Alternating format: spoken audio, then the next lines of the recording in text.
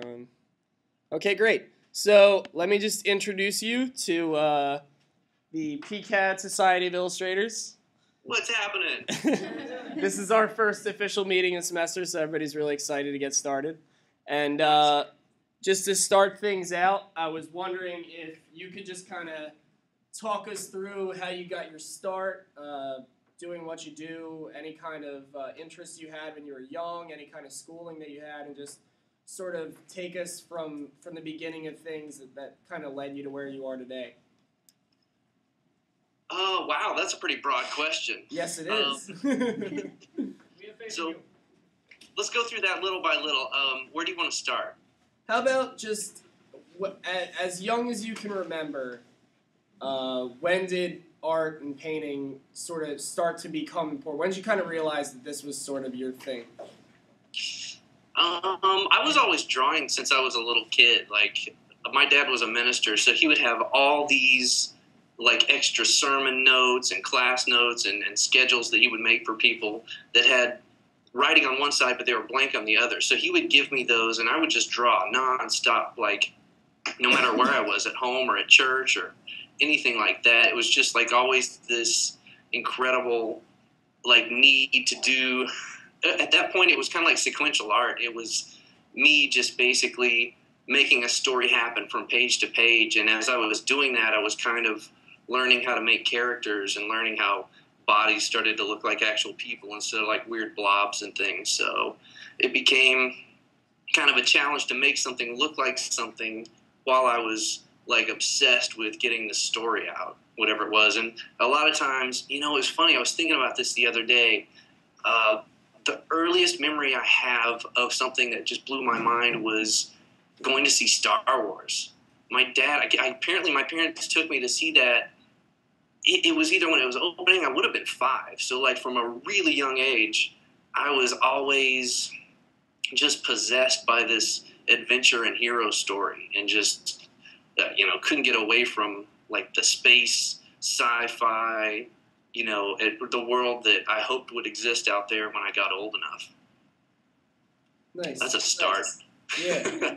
So when was your first sort of, I guess when was the first time, because that's when like you kind of realized that you like to draw and you liked art. When did other people kind of start noticing your talent? I don't think I've really ever won any awards or had any real compliments publicly except for when I was in, I guess it would be around that time, first grade. I was 6. I won like first place in our school art contest. Like I drew it would be a terrible thing these days, but it was like some bluebird or something that I thought was really cool. And if you look back on it now, it looks like some little kid trying to draw a bird, but it was nothing special. But it got first place. So from that point on, I really felt like, I enjoyed the accolade part of it, but I really felt like I could do better. And I saw other kids that were doing better, and I wanted to, it was kind of, not really a contest, but it was kind of a contest. Because as kids, we were all trying to be one up on each other and be better. Like, oh, he draws better motorcycles, or he draws better spaceships, or this chick, oh, look what she's drawing. Like, she draws the hell out of horses, and then so you would learn how to draw other stuff from watching other people either be really shitty at it or just really good at it. So I'm sorry if I'm moving around a lot. This is our little dog, maybe. Can you see her? Yeah. She got kind of fired up and heard other people's voices.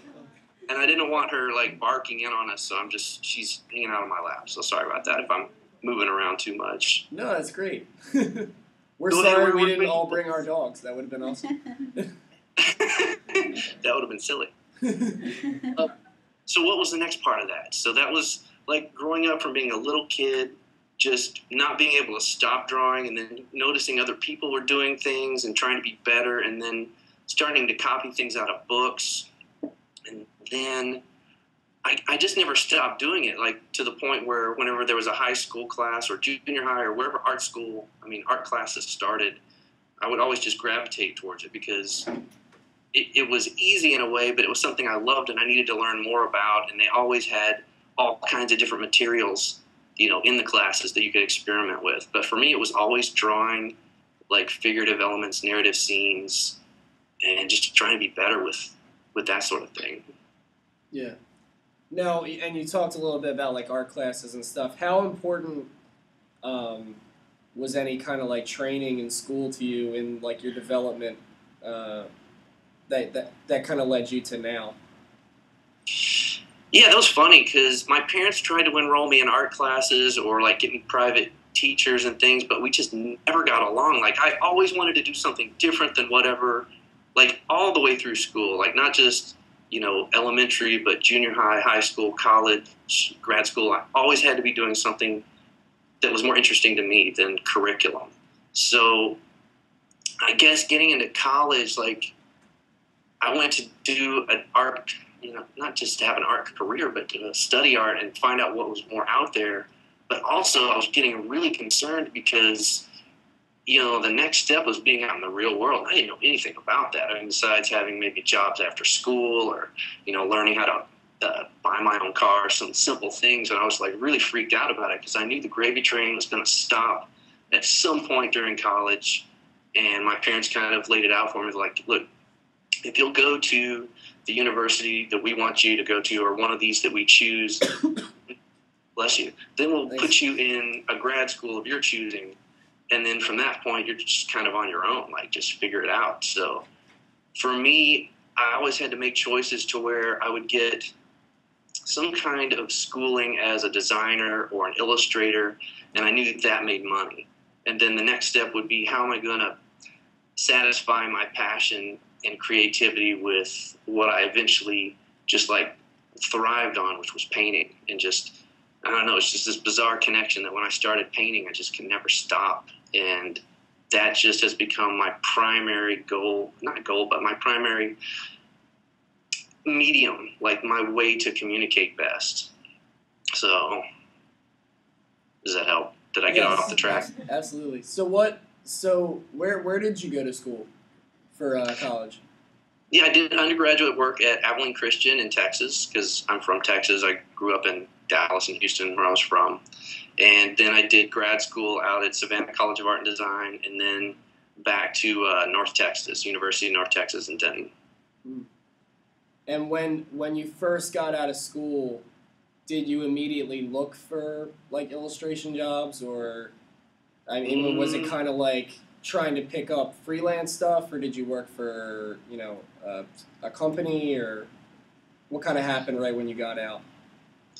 Well, in the middle of grad school, I started on this concept called suggestivism. It was like the only way I knew how to communicate to my art history professors what I was trying to communicate, like what I had learned, where I wanted to go with it, but I didn't understand anything about anything. And my next step was a teaching fellowship.